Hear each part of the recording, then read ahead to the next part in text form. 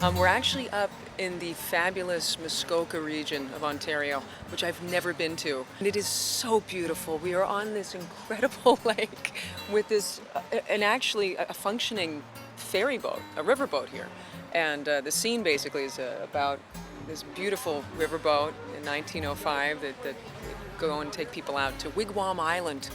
And at one point in the middle of the night, it sounds like it shouldn't be hilarious, but it is quite hilarious.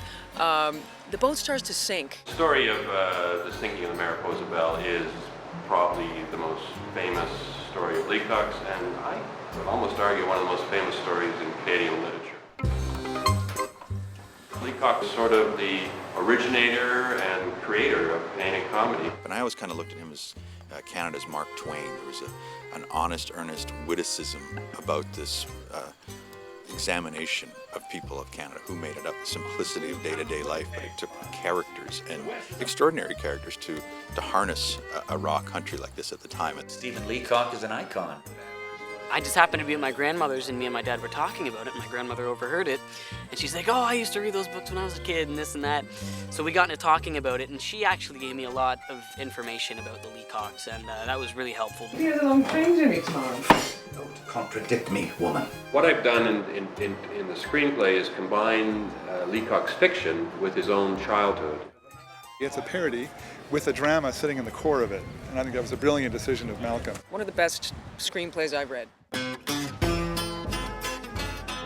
As soon as I read the script, I really wanted to do it. It was such a unique piece of writing, very funny, and this amazing combination of comedy and of human drama. Okay, let's do it.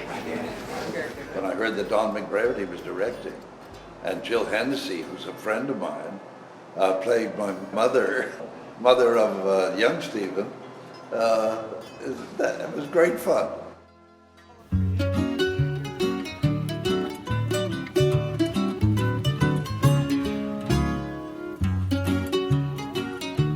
A great cast and a lot of old friends in the cast, so it's sort of been fun, interrupted by work, which is nice.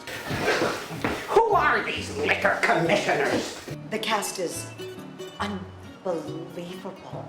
I tell people who's in this and they can't believe it's the creme de la creme of Canadian comedy. It's special for all of us that it's as Canadian as it is. Like a massive, so just going, oh my God, oh my God, oh my God, and looking at all these great people. I was like, these are my questions when I get asked to do any production in Canada. Is Paul Gross in it? All right, fine. What about Gordon Kinston? Okay, I'm in. So looking forward to meeting everyone in the cast because it's such a Canadian royalty star-studded cast. Mother. We've also got a terrific younger part of the cast that are playing the younger roles, and that's been a real treat too, is just seeing the up-and-coming talent. So it's kind of, it's a passing of the torch, if you will. And it's funny because Owen Best, who plays Stephen, who's just fantastic, he's like, I don't like it when you hit on my mom. He's kind of working his way into her good graces. She just thinks he's just the worst rascal of all time when the piece starts, and by the end I think she warms up a little bit. I love the relationship with Josh Smith, and again, it's not even written in the novel, and it was so saucy and delicious in Malcolm's screenplay.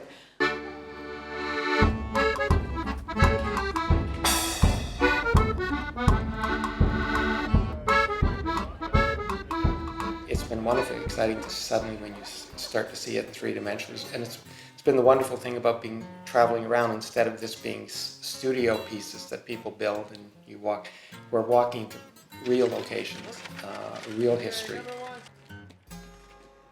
Malcolm wrote a script that had an unprecedented number of scenes, characters, and locations. So covering that wider range with the scope of the budget we had and the number of bodies we had, that was the biggest part of the challenge. It involved, in many cases, a very deliberate lighting style, certainly a lensing style, where we kind of really wanted to see the locations we were in and see many characters in a shot. Each individual scene could be its own individual painting, and that's where I came up with the idea of just following the title of the story.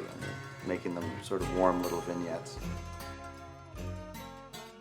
I've just finished the 200th costume for our main cast, and I would say roughly 600 costumes for the background. I think the thing that I really liked about this project was that it was a Canadian project.